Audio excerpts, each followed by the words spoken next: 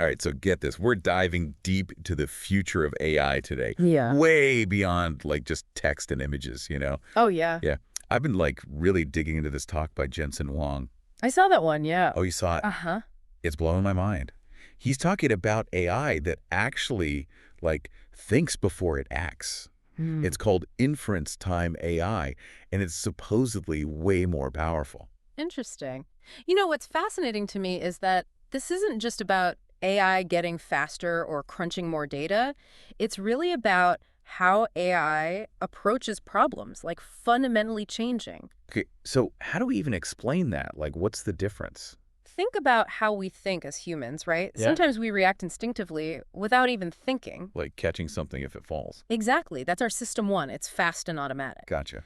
But then, like when you're planning a trip with a budget and places you want to see and all that, Yeah, what's to think about? you shift into the system two thinking. Okay. It's more deliberate, strategic, you weigh options.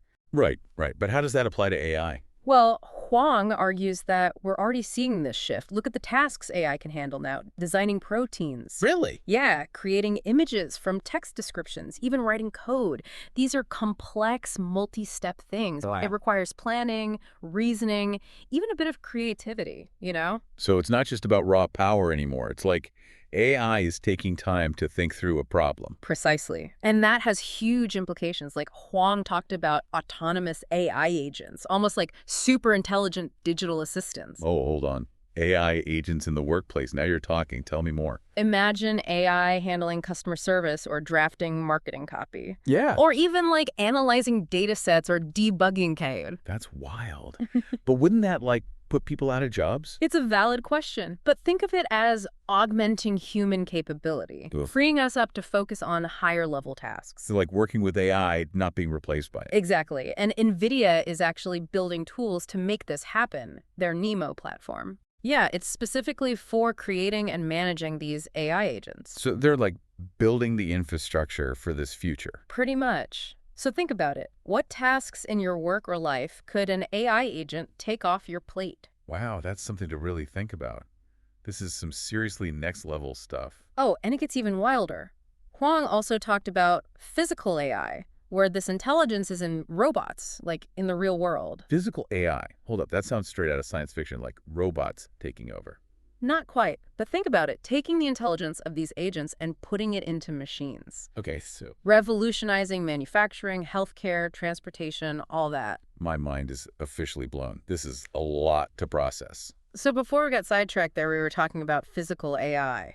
Yeah, it's a lot to take in, right? Like robots in factories we kind of get. Right. But AI driving cars or like helping with surgery, that's different. It is. It's about the level of, like, sophistication, I guess. Right. Those factory robots are programmed for one thing. Right, they just repeat the same motions over and over. Exactly. Physical AI is about robots that learn and adapt. Oh, okay. They make decisions in real time based on what's happening around them. So they're more like partners than just machines following a script. Yeah, exactly. Sensing their surroundings, analyzing data, making decisions. And all thanks to that inference time AI we talked about. Aww. Okay, so let's say I'm an engineer, a skeptical one.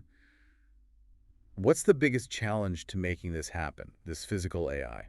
Huang talked about three things: training the AI, simulating real-world stuff, and then deploying it. Okay, so break that down for me. First, you need massive computing power to train these AI models. Yeah, that makes sense. That's where NVIDIA's DGX systems come in. Like the brains of the operation. You could say that, yeah.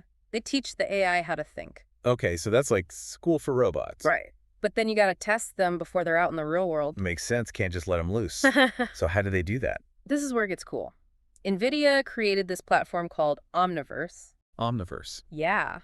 It's basically a virtual world where they can simulate anything. Like, imagine testing a self-driving car algorithm, Whoa, but in a virtual city with pedestrians and traffic, even weather. that's wild. So you're saying they can test all this without putting anyone at risk? Exactly. So they train the AI in DGX, test it in Omniverse, and then Then what? they deploy it using the Jetson AGX platform. What's that? Another one. It's basically the brain of the robot itself, a small but powerful computer that runs the AI in real time. Okay, I think I'm starting to get the picture. But let's get specific. Self-driving cars are one thing, but what else can this be used for? The possibilities are pretty much endless. Think about robots helping surgeons in the operating room, Oh, wow. performing tasks that humans just can't do, or like search and rescue robots after a disaster. Finding survivors, delivering aid, that kind of thing. Exactly. But of course, there are questions too. Like, what happens if an AI robot makes a mistake? Who's responsible? Right, and how do we make sure this technology is used ethically? These are all important things to consider.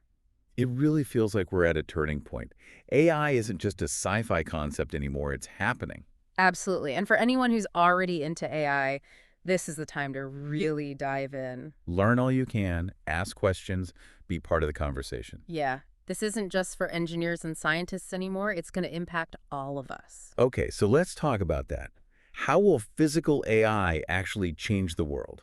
We'll be right back to dig deeper into that. All right, so we talked about inference time AI and how it's like changing the game. Right, and then there's that whole mind-blowing concept of physical AI. Robots in the real world making decisions and stuff. It's a lot to take in, but it's important to think about what this all means, not just in the future, but right now. So let's talk about the workplace first. Mm-hmm. We mentioned AI taking over those boring tasks. Mm-hmm. But what about jobs that need creativity, that human touch? Will there still be a place for us? Oh, for sure. That's something a lot of people are worried about. It's true that some jobs will be automated, Right. but history shows us that new technology also creates new opportunities. Think about, like, the invention of the car. Okay. Yeah. Changed everything, right? Blacksmiths and carriage makers, their jobs were gone. But it created all those new jobs in manufacturing and transportation and Yeah, stuff. exactly. So we shouldn't be afraid of AI. It's more like a catalyst for innovation. Okay, so it's not humans versus machines. It's more like working together. That's the idea. We need to adapt, focus on those uniquely human skills. Critical thinking, problem solving, creativity. Things AI can't really do. Right, those things become even more valuable. So, okay, that's the workplace. But what about our cities? How will physical AI change how they work? Imagine a city where traffic just flows smoothly, no more gridlock. That would be a dream. Self-driving cars communicating with each other, and the city's infrastructure. Whoa. Buildings that manage their own energy, robots that maintain everything. Okay, that sounds pretty futuristic. It does, right? A smart city that's efficient and sustainable and works for everyone. I like it. Yeah. But what about our homes? Are we all going to have robot butlers? Maybe not butlers. But think about smart appliances. Robots that help with chores. Yeah, okay. Personalized AI systems that learn our preferences, that kind of thing. This is all super exciting, but I gotta admit, it's a bit overwhelming. It feels like everything's changing so fast. I get it, it's a lot. But that's what makes it exciting. It's a time of huge opportunity. So for everyone listening who might be feeling a bit anxious about all this, what's your advice? Embrace the uncertainty. Stay curious, stay informed, ask questions. Don't just let it happen. Be a part of it. Exactly. The future of AI isn't set in stone. We're all shaping it together. That's a great point. It's not something being done to us, it's something we're all creating. And that's empowering, right? Yeah, absolutely. So as we wrap up this deep dive, I want everyone to remember it's not about AI replacing us. It's about AI amplifying what we can do. It's about using this technology to solve problems, to unlock new possibilities. To build a better future. Couldn't have said it better myself. Thanks for joining us on this journey. We'll see you next time for another deep dive into the amazing world of AI.